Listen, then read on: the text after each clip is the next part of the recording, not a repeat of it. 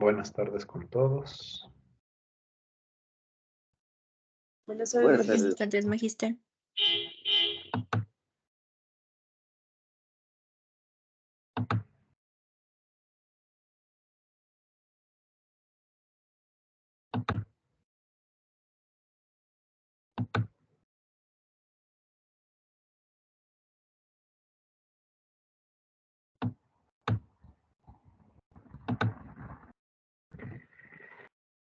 Bueno, vamos a continuar donde nos quedamos dentro de lo que es el proceso de atención sistémica, el DESE.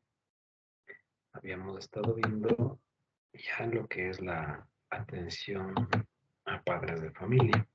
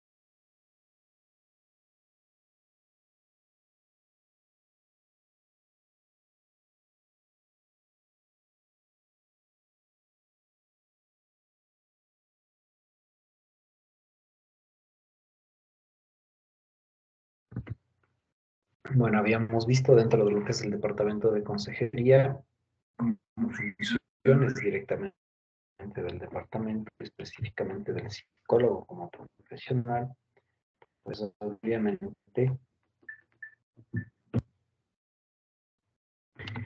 la atención que se da a los estudiantes como prioridad, la atención que se brinda a los docentes y obviamente la atención que se brinda a los padres de familia, cumpliendo de esta manera con todo el proceso de atención a los estamentos correspondientes dentro de lo que nosotros determinamos como comunidad educativa, en este caso. Ahora, en cuanto a los estudiantes, pues creo que es bastante claro el proceso de prevención y promoción, incluido luego el de atención.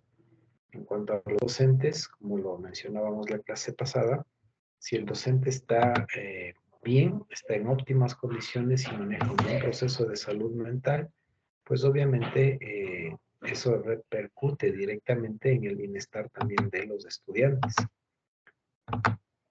Y algo similar va a suceder cuando nosotros logramos una buena intervención con los padres de familia. Sin embargo, y eso hablábamos ya en la clase anterior y en ocasiones anteriores también, es más complicado el trabajo quizá con padres de familia. ¿Por qué? Cuando nosotros trabajamos con los estudiantes, pues directamente nos acercamos y trabajamos con ellos, sea a nivel individual o a través de talleres o intervenciones grupales. Cuando trabajamos con el docente, pues igualmente nosotros se facilita el acompañamiento porque estamos en la institución y podemos ir y conversar con ellos. Pero cuando nosotros hablamos de la atención psicológica a los padres de familia, la complicación se da primero en el sentido de que no muchas veces logramos un porcentaje elevado de participación en actividades masivas, sean estos talleres, capacitaciones, charlas, convivencias, pues habíamos comentado algo sobre el poder de convocatoria que debe tener uno como profesional psicólogo y las autoridades institucionales también, para que puedan acudir a dichos llamados, por un lado. Por otro lado, muchas veces se limita bastante el seguimiento a nivel de padres de familia por cuestiones de tiempo. Si, por ejemplo, nosotros estamos trabajando con un estudiante, le mandamos a llamar al representante, acude una primera vez con nosotros, le ponemos en antecedentes de qué es lo que está pasando y cuál es el apoyo que vamos a requerir. Tenemos que ya directamente proporcionarle prácticamente estrategias de autocuidado y prevención de conductas dentro del hogar. ¿Por qué? Porque tenemos que adaptarnos al hecho de que quizás si le volvemos a llamar, difícilmente acuda o al menos no con la frecuencia que nosotros quisiéramos, ¿sí? ¿Por qué? Pues obviamente los padres de familia cuando van a las citas que se les convoca desde el DC, tienen sus trabajos y usualmente piden permiso en alguna ocasión, pero es difícil que lo vuelvan a hacer regularmente, ¿sí? Entonces, eso se convierte en una limitación el momento de trabajar directamente con los padres de familia. Ahora, obviamente nosotros dentro de lo que es los servicios de salud mental, tenemos que involucrar a los padres de familia, sobre todo cuando son situaciones prioritarias, ¿no? Si por decirles algo, viene un estudiante y nos dice, ¿sabe qué? Yo no tengo ningún tipo de comunicación en mi hogar, mis padres no hablan jamás conmigo y nosotros notamos que ya en el estudiante hay sintomatología posiblemente depresiva o ansiosa o incluso peor, ideación suicida, pues tenemos que convocar inmediatamente a los representantes y hacerles notar esta realidad. Otra cosa que usualmente suele pasar es que vienen niños o adolescentes con quejas de situaciones de violencia, de maltrato, que de pronto no son tan visibles para nosotros poner una denuncia, levantar un hecho de violencia, pero que ya nos puede hacer preocupar por cómo lo está comentando el estudiante.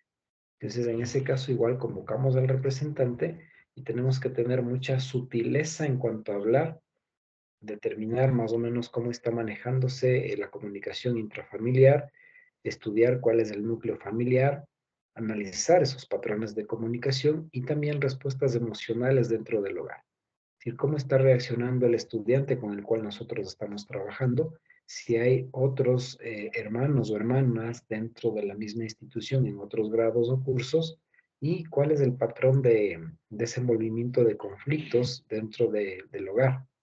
Es decir, cómo está realmente manejándose la situación de casa.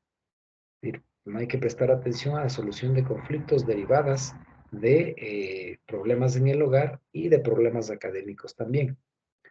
Y obviamente asegurarles a los responsables, a los padres de familia o representantes legales, que vamos a mantener la privacidad y obviamente la confidencialidad de lo que sea que se hable o se aborde dentro del departamento.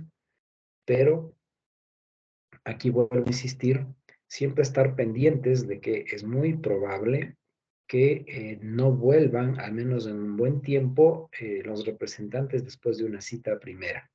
Entonces, ahí tenemos que nosotros abordar toda la problemática y generar la mayor cantidad de estrategias.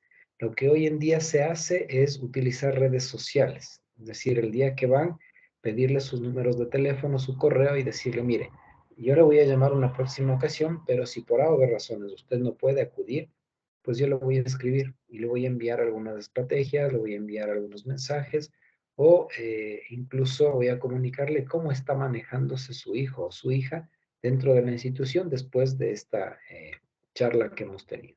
De tal manera que le compromete al padre o madre de familia a estar en comunicación, a mantenerse en contacto y no necesariamente a acudir nuevamente como sería lo lógico, obviamente, ¿no?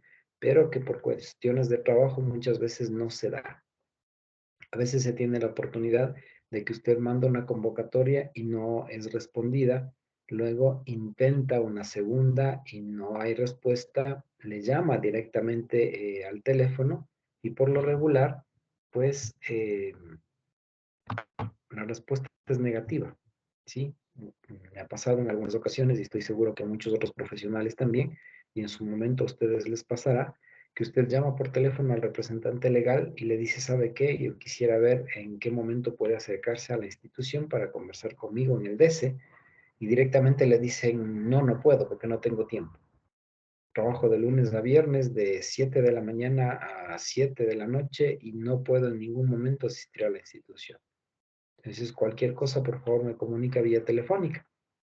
Y uno tiene que adaptarse a esa realidad. ¿Por qué? Porque no es lo lógico, no es lo óptimo, pero es lo que tenemos. Peor sería que nos diga, ¿sabe qué? No puedo ir a la institución y tampoco quiero que me llamen. Y a veces también sucede que usted llama por teléfono a algún representante legal, le contesta una primera vez, le dice por último que no quiere ser molestado y no vuelve a responder. Entonces, son cosas que suelen suceder. ¿sí? A veces incluso uno trata de comunicarse con representantes porque hay una acción disciplinaria vigente para su hijo o hija y no acuden. Y muchas veces el DC, el psicólogo del DC, se ve obligado a colaborar con la inspección en visitas domiciliarias, por ejemplo. Y tenemos que ir a buscarles a la casa o tenemos que ir a buscarles al trabajo, a los padres, madres de familia, para hacerles firmar un compromiso y decir, mire, usted no ha acudido a ninguna de las citas, su hijo o su hija está en problemas, está en dificultades, queremos ayudarle a solucionar, pero necesitamos de su apoyo. Y muchas veces, incluso yendo a buscarle, pues hay la negativa, decir, no, yo no voy a firmar nada, yo no estoy interesado, o no tengo tiempo, o no me moleste por último. Son cosas que pueden pasar. Estoy hablando obviamente de situaciones que no tienden a ser, por suerte, muy comunes en algunos casos, pero que sí se dan. Entonces, como nosotros tenemos que cumplir con nuestras responsabilidades, y tomar en cuenta los puntos clave para el abordaje de los padres de familia, pues hay que estar preparados para cualquier respuesta. Ahora, obviamente nosotros tenemos que desarrollar también programas de tratamiento ajustados a la crianza. Eso va a depender mucho de qué es lo que nosotros proponemos y qué es lo que queremos para con respecto a nuestros estudiantes. Y asimismo, ir planificando capacitaciones que vayan encaminadas específicamente a lograr algo que nosotros nos hemos planteado como objetivo para mejorar la realidad del estudiante. Por ejemplo, si vemos que los estudiantes están como muy metidos en redes sociales, ha habido conflictos en función a redes sociales, pues directamente podemos planificar una charla de el buen uso de la tecnología o de las redes. Y eso lo damos a los estudiantes y también lo damos a los representantes legales. ¿Cuáles son los beneficios de la atención a los padres de familia? Primero, mejorar la comunicación familiar. Eso es lo que tenemos que pretender, dar estrategias para que mejore la comunicación en casa. Hablar con los papás y decir, miren, su hijo o su hija no se siente cómodo, algo está pasando, intenten sentarse y dialogar. Si no es todo ofender, gritar, maltratar, violentar, sino comunicarse dentro de casa. Tenemos que buscar estrategias para que en este caso se dé esa comunicación intrafamiliar. Por otro lado, también tenemos el apoyo de todos los miembros para que funcionen las cosas en casa. Es decir, vamos a trabajar con el estudiante, pero hay que hablar con los representantes y muchas veces cuando acude la mamá, por ejemplo, nos dice, por favor, llámele al papá, porque quiero que escuche también lo que usted me está diciendo. Entonces, a veces tenemos que también involucrar obviamente al padre, muchas veces incluso si ya no vive en el hogar, para que sepa que su responsabilidad como padre de familia no es que termina por no estar en el hogar. Entonces necesitamos ese apoyo de todos los miembros del hogar, incluidos los hermanos también. A veces podemos hacer una charla grupal con toda la familia. Suena a terapia familiar, pero no es terapia familiar, ¿no? No nos olvidemos que no podemos hacer terapia, pero podemos utilizar algunas estrategias de comunicación asertiva, sobre todo, en este caso para todos los miembros del hogar. Por otro lado, pues tratar conflictos conductuales, es decir, qué está pasando con el estudiante, cuál es su comportamiento, cuáles han sido los posibles llamados de atención o mm, cuáles son los conflictos específicos que ha generado y en función a eso, tratarlos a través del diálogo con el mismo estudiante desde el apoyo de los representantes legales. Es decir, nosotros vamos a trabajar dentro de la institución, pero requerimos que en casa, les decimos esto a los padres, ustedes nos colaboren haciendo tal o cual cosa, o diciendo tal o cual cosa, o no haciendo tal o cual cosa. Sobre todo cuando se trata de situaciones de violencia o maltrato. Por otro lado, tenemos que ofrecer orientación de crianza, es decir, dar pautas de lo que anteriormente se llamaba escuela para padres, es decir, darles pautas de crianza a los padres con respecto a sus hijos. Es decir, ¿cuáles son las estrategias que pueden utilizar ustedes en la crianza de sus hijos, dependiendo de la edad? ¿Qué pasa cuando un niño no cumple las responsabilidades o las reglas establecidas? cuáles son las opciones que tienen de disciplinar a sus hijos, qué pasa cuando el niño está en ese proceso de crecimiento y está en la pubertad, o cuál es el comportamiento típico del adolescente y qué podemos hacer como adultos para manejarlo de forma adecuada. Todas esas son situaciones o estrategias de orientación de crianza. Es decir, le brindamos de alguna manera al padre de familia la posibilidad de que pueda manejar adecuadamente el proceso de educación con sus hijos desde casa. Hay que repetir constantemente esa situación, ¿no? En el establecimiento educativo, lo que se les brinda es, por un lado, la parte académica, que es obligación de la institución, y por otro lado, sí, eso de educar en valores es una guía. La institución le guía al estudiante, pero donde se forjan realmente los valores primordialmente es en el hogar. Entonces tenemos que nosotros en esta orientación de crianza hacerles ver a los padres o representantes legales que ellos son los responsables de generar valores en los hijos. Valores como la honestidad, la responsabilidad, el respeto, la puntualidad, tienen que venir desde casa. No es que eso van a ir a aprender al medio escolar los niños o niñas, no. Eso se aprende en casa. Y más bien en el establecimiento educativo se mantienen las reglas que han sido establecidas en casa, los valores que han sido forjados en casa. No es al revés. A veces los padres de familia tienden a creer que es así.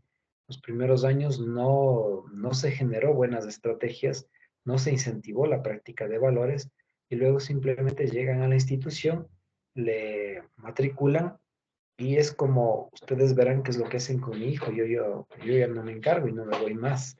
Hay padres de familia que se los ve en la matrícula porque pidieron permiso en el trabajo una sola vez y de ahí se los vuelve a ver a fin de año en el mejor de los casos, a veces ni eso. Y como les digo, muchas veces se les llama y no responden, o la respuesta es no puedo ir. Entonces, eso sí complica muchas veces el proceso de formación de parte de los docentes para los estudiantes y de acompañamiento por parte del DC también. Otra cosa importante es involucrar al familiar en el desarrollo de sus hijos. Muchas veces en la institución se generan algún tipo de programas, de convivencias, de reuniones, de talleres, y no necesariamente desde el DC. A veces es el mismo docente el que los está incentivando a ese tipo de reuniones, de talleres, se puede decir, o de charlas, y tenemos que involucrar a los familiares en ese desarrollo. A veces, por ejemplo, la institución organiza una casa abierta o unas exposiciones de los trabajos de los hijos y se espera que vayan los representantes legales, los padres de familia, a ver cuál ha sido el desenvolvimiento de sus hijos, cuáles han sido los trabajos que han hecho los hijos y en muchas ocasiones no están. Hay niños que se sienten mal porque esperaban que sus padres lleguen a verlos exponer y no llegan nunca.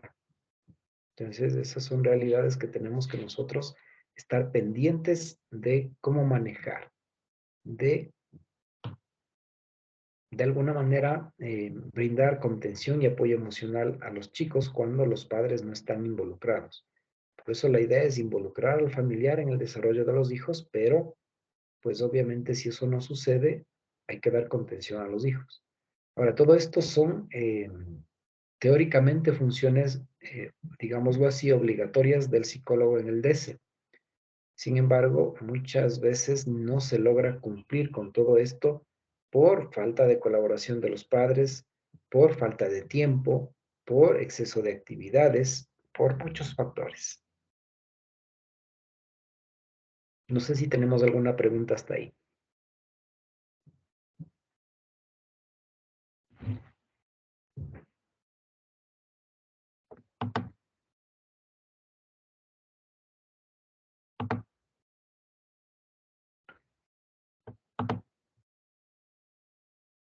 Ahora, dentro de lo que realizamos ya como atención psicológica al padre de familia, hablando del proceso de intervención directa del psicólogo, Primero está la orientación familiar. ¿Qué es lo que hacemos con este tipo de intervención? Pues determinar técnicas encaminadas a fortalecer capacidades evidentes en los padres de familia, ¿sí? Cuando nosotros hablamos de orientación familiar, estamos hablando de un proceso de consejería encaminado hacia los padres de familia, es decir, darles estrategias que les motiven a los padres de familia a fortalecer su rol dentro del hogar. Y eso muchas veces nosotros lo decimos en las primeras reuniones que se tiene con los padres de familia, independientemente del tipo de hogar, ¿no? Porque no es que vamos a encontrar un gran porcentaje de hogares nucleares, casi no.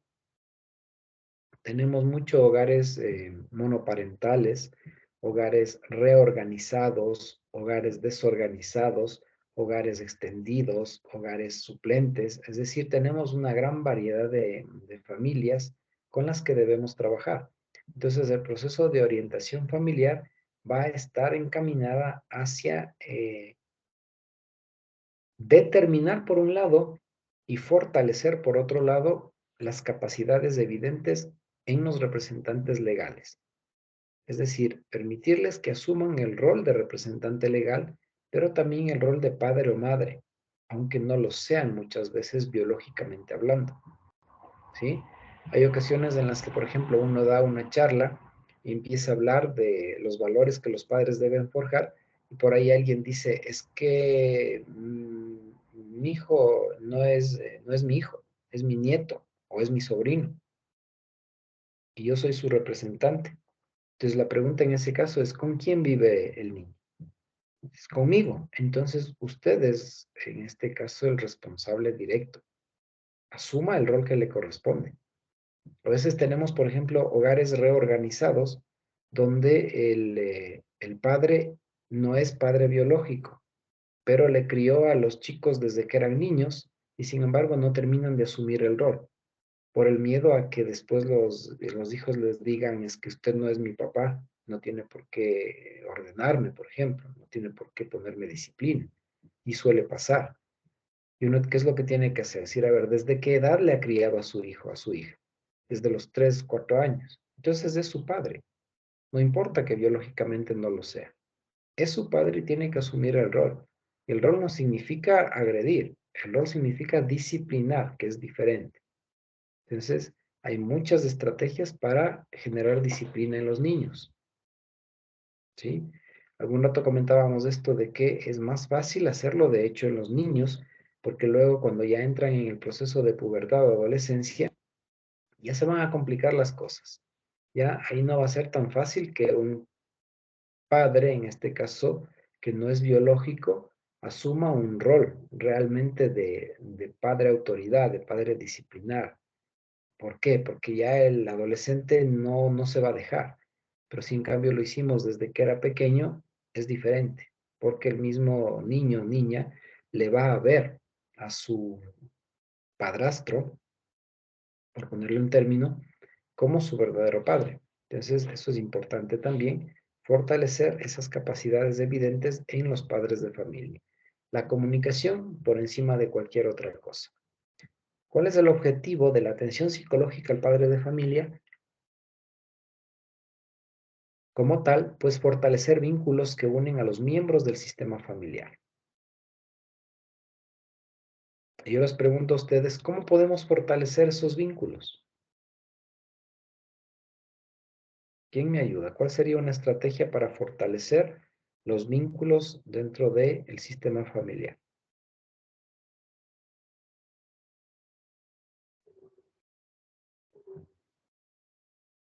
Sí, Magister, podría ser darle confianza y apoyo también. ¿Ya? Ayudar a que los padres en este caso brinden confianza y apoyo. Pesantes, por favor. Brindar espacios de escucha, actividades en familia, que de por sí yo pienso que em, el vivir a carne propia, como se dice, puede ayudar a generar más confianza y a fortalecer el vínculo familiar. Ya, correcto, gracias. Obviamente la base de todo, como lo dicen aquí, es el diálogo, ¿no es cierto? Si nosotros ayudamos a que los representantes legales o los padres generen diálogo, ese diálogo ya va a facilitar todo el proceso de convivencia. Pero ahí es donde tenemos que buscar estrategias. Es decir, no es suficiente con decirles a los padres de familia, tienen que dialogar con sus hijos. Tenemos que ayudarles al cómo hacer eso. ¿Por qué? Porque en el caso de los niños es más fácil. Si usted le dice a papá o a mamá, ¿sabe qué? Pregúntele a su hijo cómo le fue en la escuela, qué novedades ha habido, si tiene amigos o solo compañeros, cuál es la relación con el docente, buscar estrategias para simplemente preguntar y el niño se suelta y empieza a hablar. El problema real se da cuando ya empezó la pubertad o la adolescencia, porque ahí papá o mamá le dice, ¿qué tal te fue? Y la respuesta es bien. ¿Alguna novedad? No. ¿No quieres hablar? No. Y se acabó. Y muchas veces la queja de los padres de familia es esa. Y van al psicólogo y le dicen, ¿sabe qué? Yo intento hablar con mi hijo, pero él no quiere. O sea, él no me da apertura, no dice nada.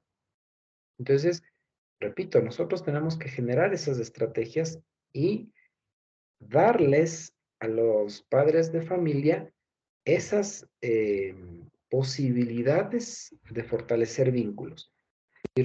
Pasar tiempo, por ejemplo, entre padres e hijos, importantísimo. El problema es que los papás trabajan todo el tiempo, todos los días. Entonces, ¿qué es lo que tenemos que hacer? Decirles, a ver, ¿qué momento durante el día usted tiene tiempo?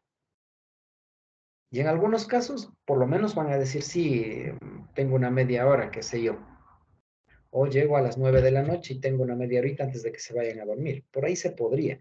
Pero hay otros, en cambio, que dicen, no, yo trabajo todo el día y cuando llego ya mis hijos están durmiendo. Entonces, un día libre debe tener en el trabajo, aunque sea un día al mes, por último. Ese día tienen que pasar al 100% con sus hijos y aproveche ese tiempo para que sea tiempo de calidad y exista diálogo. Y el diálogo no se puede quedar en simplemente decir, ¿te pasa algo? No, bueno, no. O sea, hágale saber a su hijo, en este caso, que aunque no quiera responder, usted siempre está dispuesto a escuchar. Eso es imprescindible. Calero, por favor. Magíster, pienso que sí, como usted dice, el primer punto es la confianza. En lo personal, yo jamás le juzgo a mi hija cuando me cuenta algo, ya está en los 8 años, a veces me dice, papi, es que en la escuela me dicen que tal chico está atrás mío y cosas así, ¿no? Pero si yo ya empiezo con el tema de celos o decirle, no, eso no, entonces no me va a volver a contar. Y en cuanto a lo que usted decía de los espacios, yo he evidenciado o veo con amigos que en el momento que uno se sienta a comer con los hijos, lo único que hacen es presionar para que acabe de comer pronto. Pero yo he evidenciado que mi hija es ese momento que usa para convencerme todo lo que pueda. Y obviamente se demora en comer, pero yo no le presiono a que coma, a la final acabará de comer tarde o temprano, pero el espacio que ella tiene para conversar conmigo es indispensable dejarla que converse. Eh, Eso pienso yo, una videollamada. Hoy en día es más fácil. Yo recuerdo que cuando yo era pequeño, mi mamá salía a trabajar de mañana y regresaba en la noche. Y obviamente regresaba en la noche también a hacer tareas, entonces es muy difícil tener comunicación. Hoy en día, unos 5 minutos de una videollamada, creo que para un niño al menos es indispensable. Eso creo yo. Correcto, muchas gracias.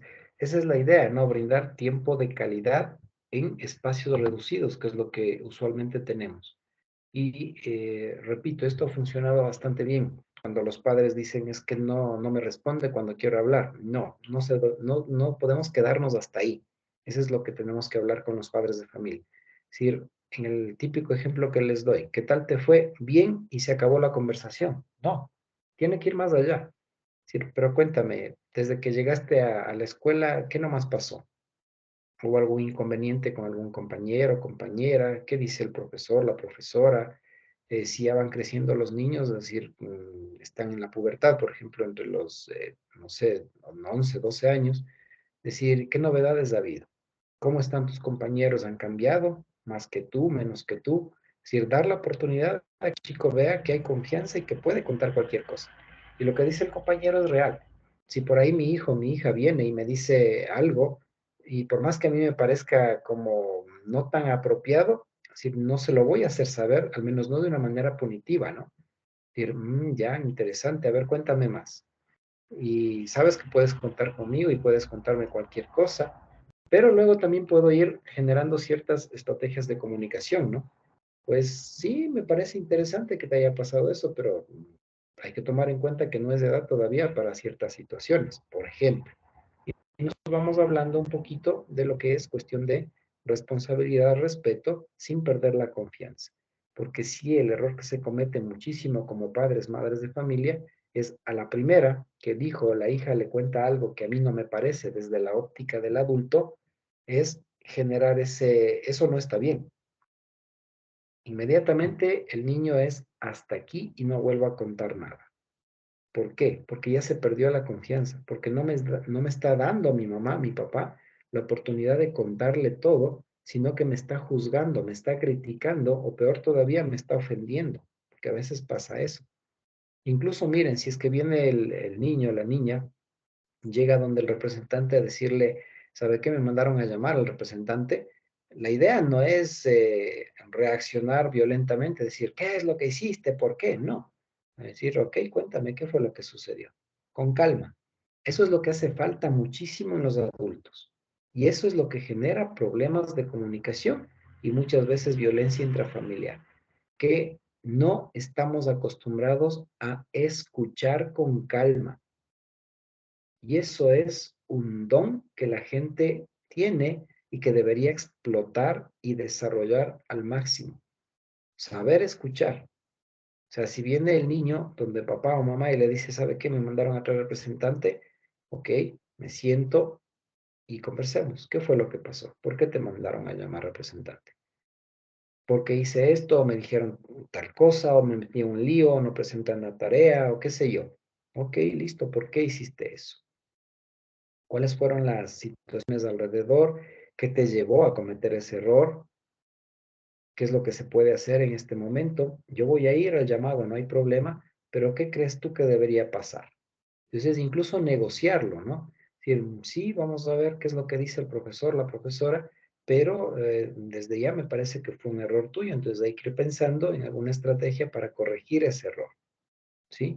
¿Por qué? Porque también los chicos necesitan disciplina, necesitan reglas claras, pero esa disciplina no tiene que ver con maltrato, tiene que ver más bien con enmendar errores. Entonces, eso hay que enseñarles a los chicos. Ha habido muchas veces donde padres de familia, el estudiante llega a la casa, ni medio les cuenta algo y ya le caen a golpes, por ejemplo. Y luego se dan cuenta de que no fue una buena idea y se arrepienten y ya no se puede retirar los golpes. Y a veces ni siquiera son golpes, son palabras, pero son palabras muy fuertes, muy hirientes, que le quedan grabado al niño, a la niña permanentemente. Eso hay que tomar mucho en cuenta también. Calero, por favor. Y sí quería acotar algo nada más y como experiencia más bien. Me sorprendió mi hija el otro día que se pone a conversar, bueno, de todo, que es como lorito a veces. Y me dice, papi, mañana voy a irle a pedir disculpas a una compañera. Le digo, ¿por qué? ¿Qué pasó? Que estábamos jugando con otro amigo en el patio, pero a ella le empujé sin querer, pero se acabó el recreo y no tuve tiempo de pedirle disculpas. Entonces yo digo, por ejemplo, eso quizás lo vio en la familia, etcétera, porque, o sea, sí me dejó impactado el comentario de ella. A veces nosotros dejamos pasar las cosas así nada más, pero ella ha tenido presente ese momento para ir al otro día a pedir disculpas. Entonces, en realidad, creo que, como usted mencionaba, las cosas van desde la casa y la escuela, más que nada, solo es un soporte para mantener esos valores, ¿no? La escuela, el colegio, etcétera. Y con los medios de comunicación, yo creo que hoy en día sí hay que estar pendientes porque tal vez lo que en casa se enseña, los medios de comunicación lo pueden cambiar totalmente. Son distractores, el mismo hecho del machismo, el feminismo, muchas cosas que hay que estar pendientes de a la hora de estar con los hijos. Pienso de esa manera yo. Correcto, gracias. Miren, precisamente cuando uno da charlas a padres de familia, talleres, capacitaciones, charlas, o incluso cuando se habla a nivel individual con determinados padres de familia, tenemos que, repito, analizar cómo está la comunicación intrafamiliar y por ahí trabajar en ese generar vínculos, en ese proponer una comunicación asertiva, porque es la realidad, ¿sí? La realidad que viven todos los hogares. Muchas veces pasa que, por decirles algo, el poco tiempo que tienen los padres para con sus hijos no los aprovechan y más bien se dedican al celular, o se dedican a redes sociales, o se dedican a la televisión. Y cuando uno les pregunta qué espacio tienen con sus hijos, le dice, ah, sí, vemos juntos una película el fin de semana, pero ¿hablan? No, solo vemos la película. Entonces eso no está bien, no es adecuado. ¿Qué tal si, miren, podemos disgregar ese fin de semana, hacerlo 3 momentos, es decir, salgamos en la mañana a dar la vuelta al parque, a practicar algún deporte, a caminar, y mientras estamos haciendo eso, conversemos con los niños. Y luego podemos ir a comer algo, dependiendo obviamente de la situación económica del hogar. Puede ser por último, aunque sea tomar un helado por ahí y regresar a la casa y juntos como familia preparar el almuerzo. Y ya se tiene otra oportunidad de compartir y charlar. Y luego en la tarde está bien lo de la película, pero escoger una película que sirva para el diálogo también. O sea, si es una película infantil, que deje algún mensaje que pueda servir como para, mira, ¿qué te pareció la película? ¿Qué opinas de esta situación? ¿Cómo actuarías tú en esa situación? Entonces, no es solo ver por ver, sino que hay que dialogar. Y si son adolescentes los niños, pues con mucha más razón. Si escoger una película que deje un mensaje fuerte y poder hablarlo. ¿Sí? Y muchas veces a través de películas uno puede, o series, indagar sobre temas, por ejemplo, de sexualidad temprana, de consumo de alcohol y drogas, de violencia, de hogares desorganizados o tipos de hogares, de tolerancia, de discriminación, de cualquier tipo de tema. Entonces, sí, cumplimos con esa tradición, digámoslo así, de ver una película el fin de semana, pero esa película sirvió para el diálogo. Entonces, ahí nosotros ya estamos generando estrategias para fortalecer vínculos que van a unir a los miembros de ese sistema familiar. Entonces, por ahí ya es un trabajo mucho más asertivo, diría yo. Y eso nosotros como psicólogos somos los encargados de proponer a los padres de familia. Es decir, hoy por hoy, los padres de familia salen con el niño pequeño y el niño pregunta algo y como yo no tengo tiempo o quiero hablar con los adultos y me está interrumpiendo mi hijo, ¿qué es lo que hago? Le doy el celular. Y toma, mejor juega en el celular y se acabó. Y eso no es positivo, eso no es productivo. Y eso va a generar luego que este niño se vaya desvinculando de la comunicación con los padres. Porque sabe que no debe preguntar cosas porque no va a tener respuestas y más bien le van a dar el celular.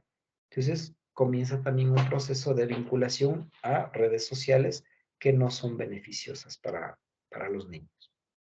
Ahora, por otro lado, el profesional psicólogo como tal, por su experiencia y conocimientos, apoya con la orientación a la labor de los padres en su compromiso de educar. Es decir, hacerle ver a los representantes que su labor va durante todo el proceso educativo como acompañamiento directo. No es solamente, como les decía anteriormente, cuestión de matricularle al hijo y dejarlo ahí hasta el final del año. No, tiene que estar pendiente, comunicarse con los docentes, preguntarle al chico cómo está avanzando, cómo están sus notas, cómo está su comportamiento, cómo está emocionalmente, y luego ir a la institución y hablar y ver en qué está fallando, si es que algo necesita o si está bien, pues motivarlo para que se mantenga bien.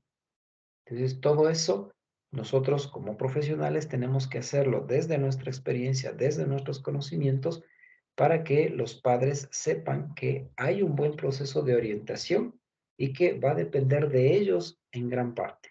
Y que la institución lo que hace simplemente es guiar. Así como pasa con los valores que deben ser aprendidos en casa y que el colegio lo que hace simplemente es fortalecerlos, lo mismo sucede con la comunicación. Hay muchos estudiantes que, por ejemplo, les cuentan más a ciertos profesores que a sus mismos padres. Y se acercan donde un profesor o profesora a quien le tienen confianza y le dicen, ¿sabe qué? Me está pasando algo, o siento esto, o me siento mal, o estoy así. ¿Y ya le contaste a tus papás? No, es que ellos no me escuchan. Y cuando llegan al DC, donde nosotros, si nosotros hemos sabido mantener ese tipo de relación de confianza, pasa lo mismo. Y en algún momento yo lo había dicho también, porque ha pasado en varias ocasiones que llega el estudiante y me cuenta una situación compleja del hogar y cuando yo le digo hay que llamar a tus papás para conversar, me dice no, por favor no les llame. Si usted le llama a mis papás, yo ya no le vuelvo a contar nada. Entonces, algún rato comentábamos de esta situación del compromiso de confidencialidad, pero también de situaciones de riesgo, ¿no? Entonces hay que tomar muy en consideración eso, decirle, mira, si es que es una situación que tú la vas a poder manejar y que yo te puedo ayudar en esa guía, no hay ningún problema, está bien, no vamos a hablar con tus padres por el momento, hasta cuando tú estés completamente seguro de que ya puedes hacerlo.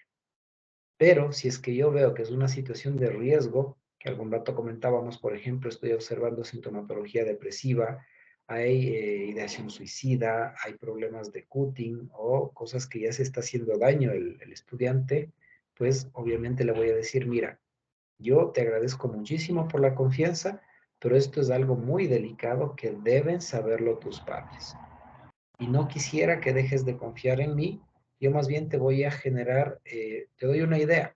¿Qué tal si le llamamos a mamá o a papá, a quien tú le tengas más confianza, aquí al departamento y conversamos conmigo de por medio, para que no tengas miedo de que algo malo vaya a pasar? Entonces, le damos la confianza, le generamos una estrategia y estamos pendientes de que no vaya a terminar mal, diríamos así. Entonces, esas son situaciones que se pueden dar, que es factible y que nosotros, repito, con nuestra experiencia, podemos lograr ese proceso de orientación y comprometer a los padres a que estén permanentemente en ese proceso educativo de sus hijos, ¿sí? Ahora, también vamos a encontrar padres que son muy preocupados y que incluso sin que usted les llame van a acudir. Sí sucede también, ¿sí? Y llegan al departamento y dicen, ¿sabe qué? Quisiera ver si es que he hablado en algún momento con mi hijo, nos da el nombre y nosotros decimos no. ¿Por qué? Porque en realidad es un chico que no tiene dificultades. O a veces coincide y dice, sí, sabe que justo hablé con él en estos días y parece que está pasando por un mal momento. Y ya está hecha la comunicación.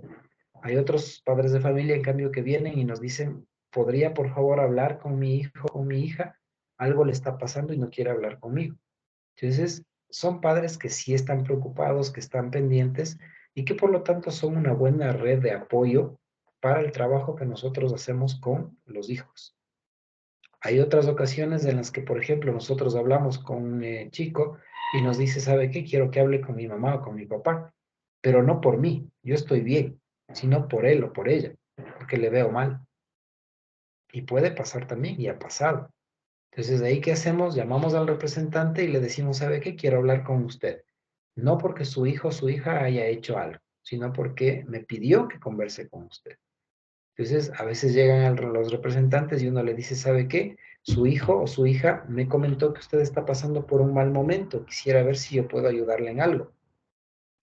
Y a veces hay padres de familia que se quedan sorprendidos y dicen, pero yo pensé que mi hijo no se había dado cuenta, por ejemplo. Entonces, esas son cosas que uno tiene que también hablarlas con un representante. Es decir, mire, muchas veces usted cree que su hijo no está pendiente, pero sí lo está. Desde los niños muy pequeños están siempre pendientes de lo que está sucediendo. Y a veces los padres creen que no, que como son pequeños están en lo suyo y no saben lo que está pasando en la vida de los adultos, suelen decir. Y no es real eso. Entonces, por ese lado también podemos nosotros orientar y brindar apoyo a los padres de familia. No sé si hay alguna otra pregunta o comentario.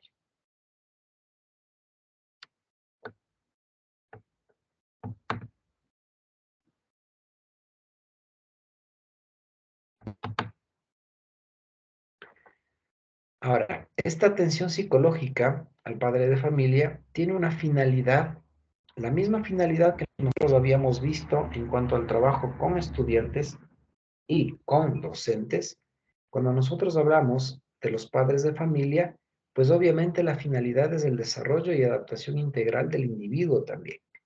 La prioridad, como ya lo hemos mencionado en varias ocasiones, siempre va a ser el estudiante.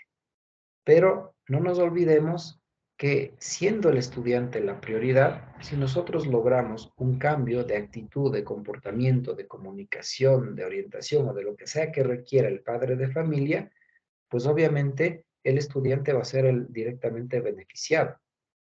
Y por otro lado, hay que entender que el desarrollo y adaptación integral del estudiante va a estar ligado directamente también al proceso de adaptación de los padres.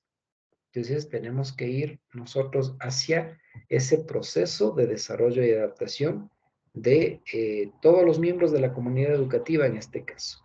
Pero si queremos que los estudiantes lo hagan bien, se sientan bien, pasen bien, pues obviamente el trabajo con los representantes es imprescindible. Y siempre yo menciono el término representantes porque no siempre van a estar a cargo de papá o mamá, ¿sí? Muchas veces nosotros hablamos del término padres de familia, como lo estamos haciendo en este caso, pero ese padre de familia en realidad no es papá o mamá, porque muchas veces los estudiantes están a cargo de otros familiares o incluso de personas que no son familiares. Y eso actualmente pasa muchísimo, sobre todo con chicos que vienen en situaciones de migración, por ejemplo. Entonces, no son de aquí, vienen de Colombia, de Venezuela, y no vienen a veces con los padres. Vienen con hermanos mayores, vienen con abuelos, vienen con tíos, vienen con vecinos, vienen con amigos de los padres. Esas son las realidades que nosotros tenemos. Entonces, es situación que nosotros debemos abordar inmediatamente y con prioridad para hacer, en este caso, entender a los representantes legales que ellos son los que deben cumplir con este rol de padre de familia, independientemente de cuál sea su lazo sanguíneo o situación real afectiva con los estudiantes, porque ese desarrollo y adaptación de los estudiantes va a depender en gran parte de cómo se dé la comunicación y el proceso con las personas que los están cuidando, guiando y educando. Entonces, si decimos, y hemos repetido varias veces, que los valores se forjan en casa, eso significa que tiene que haber un adulto responsable en casa que ayude precisamente a forjar esos valores. No podemos nosotros pensar que un niño, una niña, un adolescente lo haga por cuenta propia, ¿sí? Y obviamente también hay casos bastante complicados. Yo tengo algunos casos, por ejemplo, de niños, niñas que están al cuidado de aldeas infantiles, por ejemplo, o de hogares sustitutos. Y es la realidad que tenemos también. Entonces, ¿qué es lo que tenemos que hacer en esos casos? Hablar con los responsables, porque no es que está en aldeas, por ejemplo, está en un hogar sustituto y pues ya le damos la educación y ella verá. No, en estos lugares también hay responsables. Hay educadores responsables, hay psicopedagogos responsables, hay psicólogos responsables, hay trabajadores sociales, hay una serie de profesionales que trabajan directamente con estos chicos o padres, madres sustitutos. Entonces, tenemos que hablar con ellos, trabajar con ellos y ayudarles en este proceso de desarrollo y adaptación integral, porque son, en este caso, el sustento fundamental del crecimiento emocional de los estudiantes. Y esa es nuestra labor. Y por ahí es por donde nosotros tenemos que trabajar también. Esa es la finalidad eh, final, digámoslo así, valga la redundancia, del proceso de orientación y atención sistémica que debemos brindar a toda la comunidad educativa. Ahora, ¿cuáles son las características que debe tener esta atención psicológica a los padres de familia? Tenemos que brindar procesos flexibles y dinámicos, es decir, adaptar nuestra intervención y nuestro profesionalismo a la realidad de cada hogar. Porque puede darse el caso de que en un hogar haya cierto comportamiento que para ellos es normal, está bien, es adecuado, y para otro hogar no. Y eso sucede sobre todo cuando se trata de valores, principios, ética y religión, ¿sí? De eso ya hemos hablado en varias ocasiones. Si nosotros nos enfrentamos a un hogar que tiene una convicción muy religiosa, pues tenemos que mantener esos principios y ayudarlos a que sean principios que sostengan el proceso de crianza, pero desde una óptica que no genere, por ejemplo, discriminación. Si tenemos, por ejemplo, un hogar, en cambio, totalmente opuesto que es ateo, pues igual tenemos que respetar cuáles son los principios que están manejando, sin que eso vulnere los derechos de los otros niños. Entonces, ahí hablamos nosotros de procesos flexibles y dinámicos. Otra cosa importante dentro de las características es adaptarse a sus propias características, necesidades y recursos. Es decir, ¿cuáles son las características básicas de este hogar que estoy yo en este momento trabajando o interviniendo? Y en función a eso, adapto mi metodología de trabajo y mi proceso de intervención completo. ¿Sí? Entonces, si es un hogar donde, por ejemplo, no se maneja mucho la parte afectiva, pues entonces tenemos que guiarles en ese reformular posiblemente el contexto afectivo, ¿sí? A veces llega, por ejemplo, una madre de familia y me dice, ¿sabe qué? Mi hija ya está entrando en la adolescencia y está comportándose inadecuadamente. Entonces, cuando uno le dice necesita comunicación, necesita afecto, dice, bueno, yo sí le pregunto cómo está, pero eso de ser afectivo no, porque a mí nunca me dieron afecto y yo soy igual, entonces no sé cómo darlo. Esa es una justificación, pero la justificación no sirve dentro de un proceso de intervención. Entonces, ¿qué tenemos que hacer? Decirle, mire, yo entiendo que de pronto usted viene de un hogar que no fue muy afectivo, usted no recibió mucho de ese comportamiento afectivo o de emociones, pero en cambio, usted es otra persona, usted se crió con esa realidad y no creo que quiera que su hija en este caso crezca con la misma realidad que usted tuvo. Hay que cambiar los patrones, ¿sí?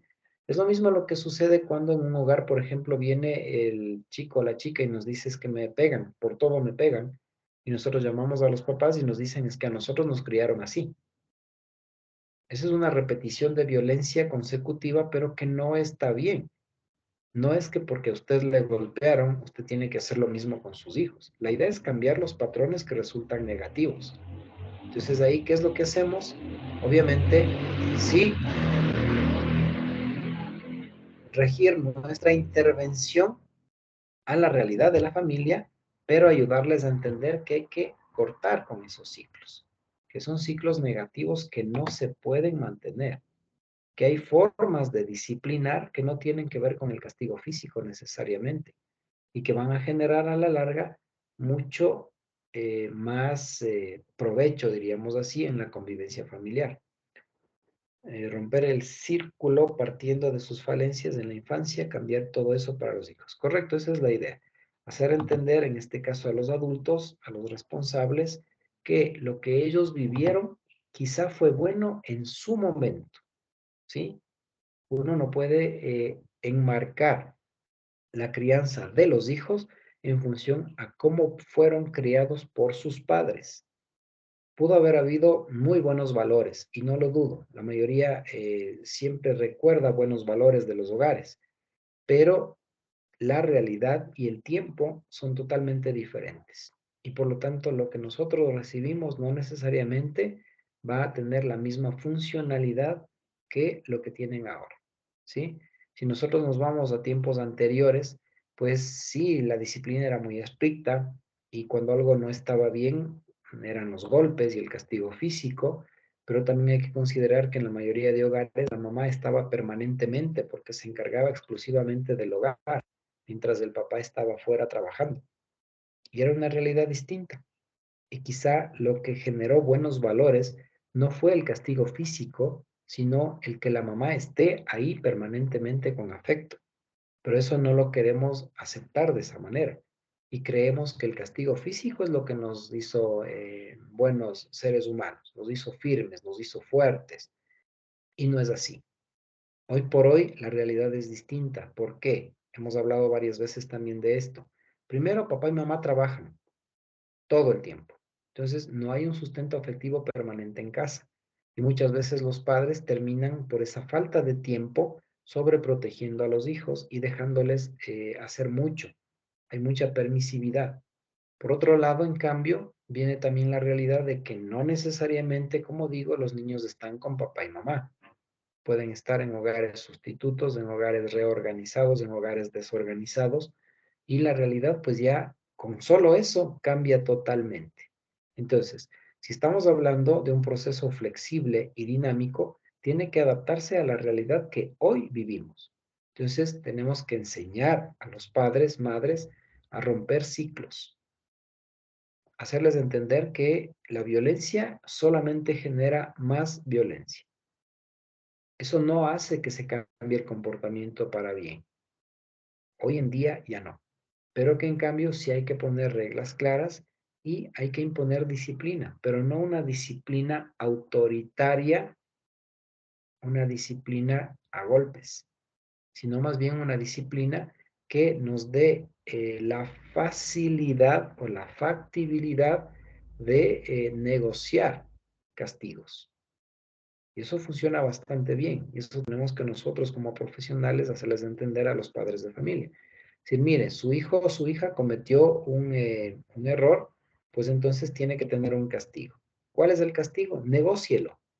¿Qué es lo que a su hijo o a su hija a esta edad que tiene le gusta más? Si es un niño, de pronto salir a jugar al patio o ver televisión o jugar con, no sé, sus juguetes, legos o lo que sea. Si es un adolescente, hablar por teléfono con sus amigos, salir a la esquina con los amigos o estar en redes sociales. Entonces, por ahí podemos manejar los castigos. ¿Qué le parece si negociamos con su hijo y usted le dice, mira, cometiste este error y por lo tanto tiene que haber un castigo? ¿Te parece que o te quito la televisión o te limito las horas de juego? ¿Cuál de las dos? No hay más opciones. Eso es negociación y es un castigo. Y el niño va a entender que es por el error que cometió. Lo mismo con el adolescente.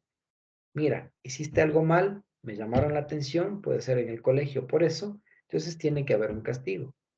Te quedas sin el celular durante 15 días o no te doy permiso para salir durante 15 días. ¿Qué opción tomas? Es negociar, son castigos y hay que cumplirlos. ¿Cuál es el problema con los padres?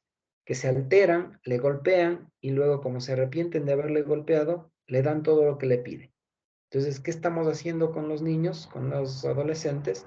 Haciéndoles entender que no hay reglas claras, primero, que la disciplina se maneja con mucha inestabilidad, segundo, y que el castigo físico luego tiene un premio. Entonces, no estamos rompiendo ciclos, estamos más bien afianzando esos ciclos errados, ¿sí? Y esas son cosas que suelen pasar y que tenemos que nosotros, repito, como profesionales, ayudar a que dejen de suceder, por decirlo de alguna manera. Violencia genera violencia, silencio y rebeldía. Correcto, y depende de la edad sobre todo, ¿no? Porque si nosotros hablamos de niños, la violencia genera falta de confianza. Si hablamos del adolescente, genera rebeldía y un aislamiento total a partir de ahí con los padres. Y llega un punto donde el adolescente, incluso cuando hay mucha violencia en casa, ya no lo toma en consideración. Es decir, ¿me va a pegar? Pues, ¿qué más da? Una vez más. Pero eso no va a generar cambios de comportamiento. Por lo contrario, genera más bien un comportamiento cada vez más rebelde, más difícil y puede terminar incluso haciendo que los chicos quieran irse de casa lo más pronto posible. Miren que hace no mucho tiempo se hizo un estudio del por qué el incremento de embarazos en adolescentes y la mayoría tenían consciente e inconscientemente la idea de que a través del embarazo van a irse de la casa. Porque si yo ya formo una nueva familia, ya no tengo que estar con mi familia. Estudiantes de 14, 15, 16 años. ¿Por qué? Porque la comunicación en casa con los padres no era buena y veían como la salida eso de formar otro hogar, pero obviamente desde una realidad inmadura del adolescente, porque no se percatan que no están en edad realmente de una responsabilidad como esa. Entonces, eso genera mucho conflicto. Calero, por favor. Magister, yo tengo una consulta, una duda. Yo sé que es más práctico enseñarle al padre a que rompa estos ciclos de violencia, de falta de cariño y todo esto. Pero ¿cómo se podría generar un cambio de percepción de una imagen masculina para las mujercitas más que nada? O bueno, también los niños, ¿no? Porque suele pasar, en el caso que usted indica, que bueno, en la costa se daba mucho, en que la primera salida a esa situación de violencia, de agresión en la casa, a veces por parte de la madre y padre, buscaban salir rápido y casarse, pero por lo general siempre buscan, psicológicamente, buscan un modelo de pareja que tiene similares características de quién fue su padre o quién lo crió. Entonces, ¿cómo manejarle a un niño en las escuelas, en las instituciones, para que rompa este círculo? El trabajo directamente es sobre prevención de violencia, ¿sí? Es decir, hablarles de romper los ciclos, al mismo tiempo trabajar autoestima con los estudiantes, haciéndoles ver que cada uno como individuo está completo y no necesita complementarse con nadie, que el momento en que se encuentra a una pareja es más bien para compartir, no para complementarse. Ese es un error que tenemos metidos en la cabeza desde las tradiciones familiares arcaicas, ¿sí? Es que tengo que buscar a alguien que me complemente. Eso significa que yo no estoy completo y no es verdad. Entonces, por ahí es el trabajo.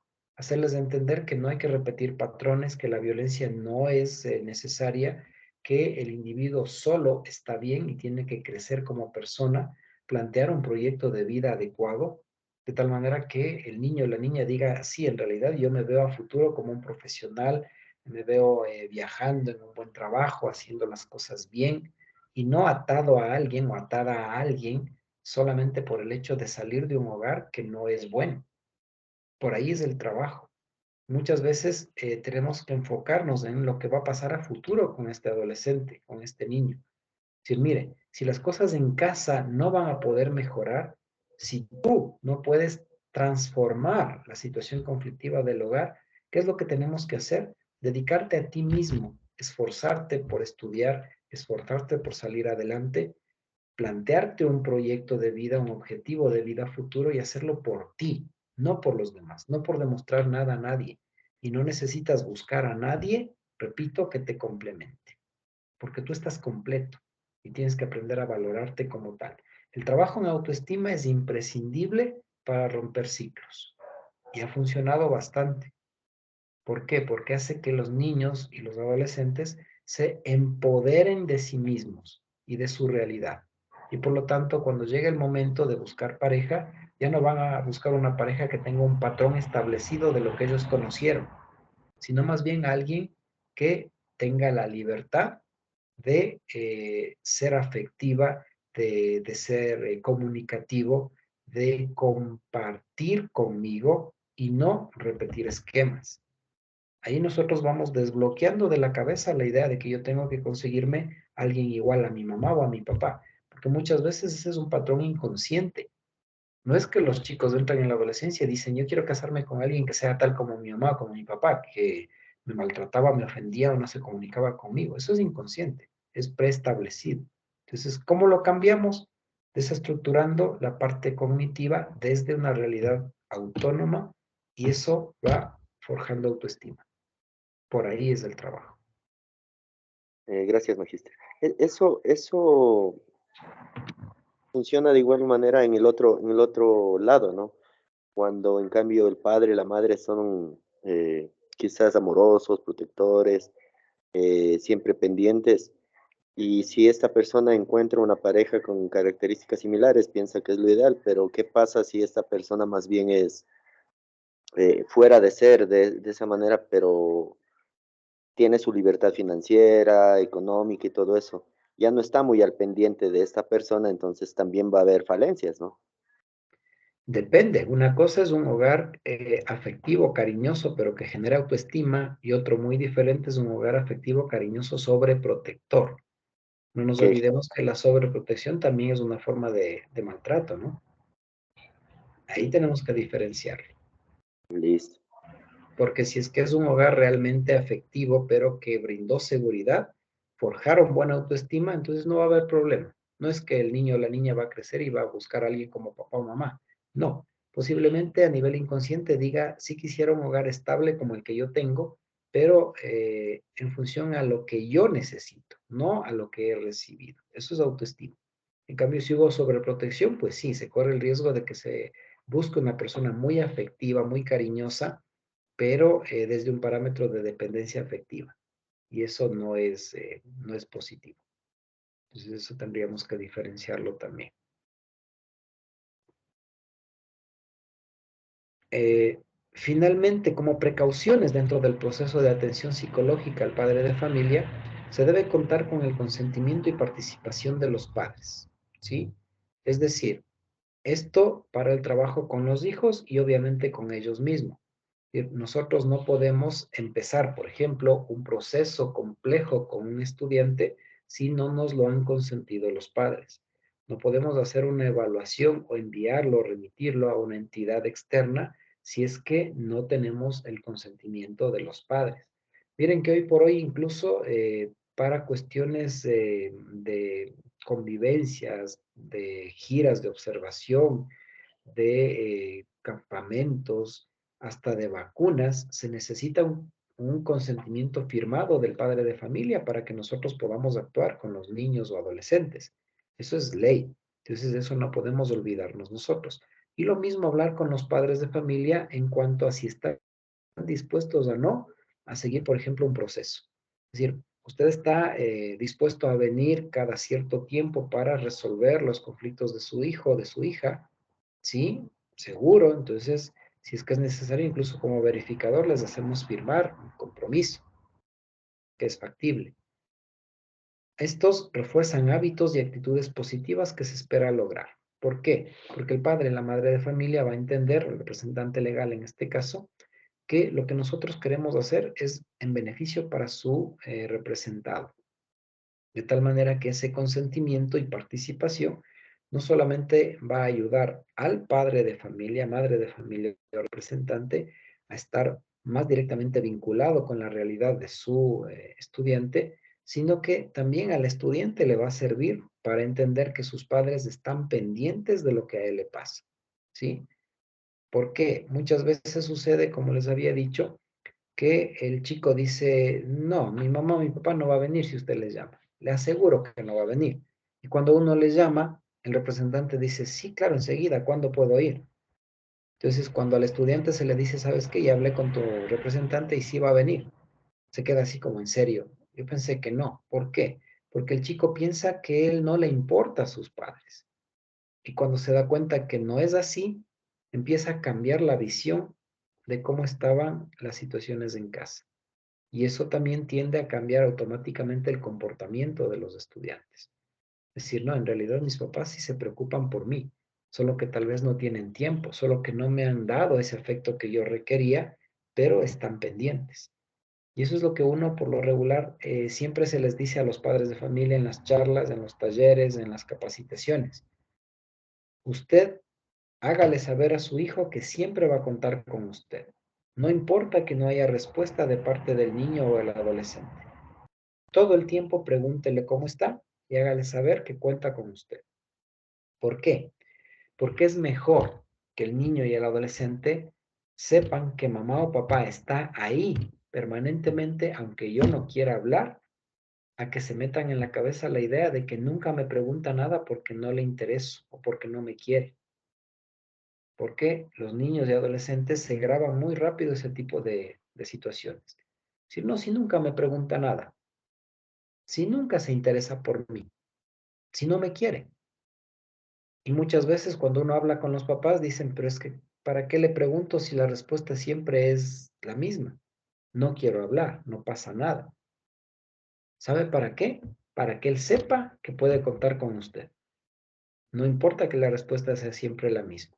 Porque en cambio, cuando llegue un punto en el que el niño o el adolescente toque fondo emocionalmente o con conflictos o académicamente o con situaciones de bullying, va a saber que a quien debe acudir es a usted, porque usted siempre estuvo pendiente aunque él no haya respondido favorablemente.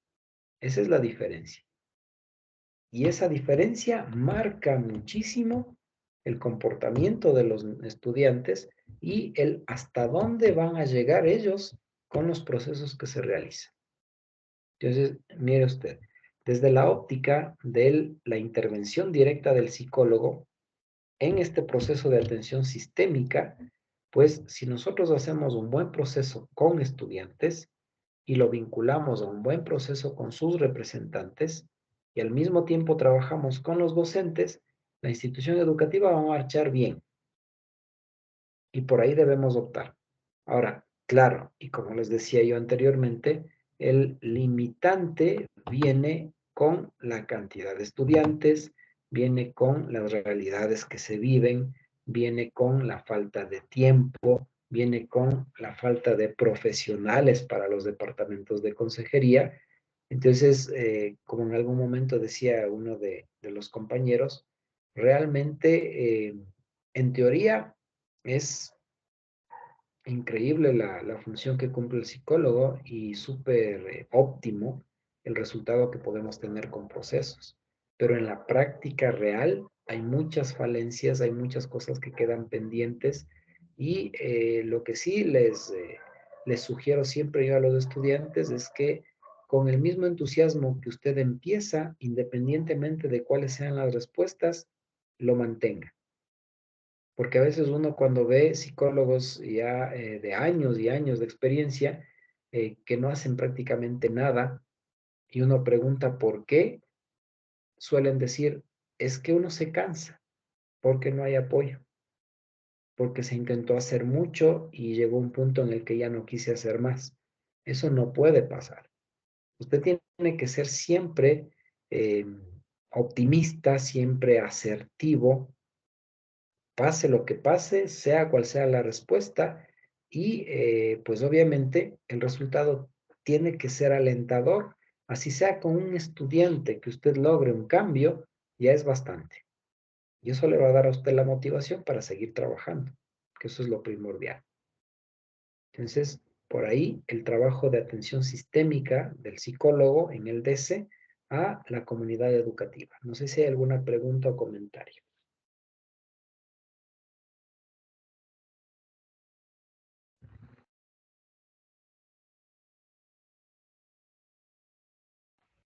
Listo. Entonces, ahí terminaríamos con lo que es atención sistémica. Nos quedaría pendiente el tema de la motivación, que lo veríamos la próxima semana. De haber alguna indicación o alguna situación, porque la próxima semana ya estamos con el proceso de Navidad y de cosas, ¿no? Creo que elecciones también, no estoy seguro, pero cualquier novedad debemos de estar en contacto para ver cuál es la situación. Si es que no se da ninguna indicación, pues tenemos clases normalmente. ¿Algo quiere decir la señorita Casignia, por favor?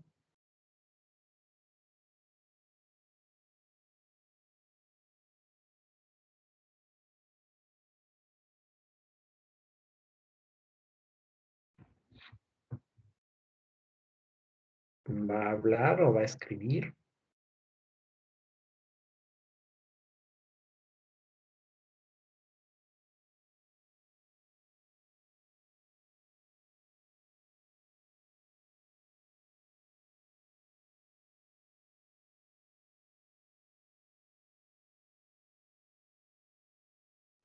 Ya. Y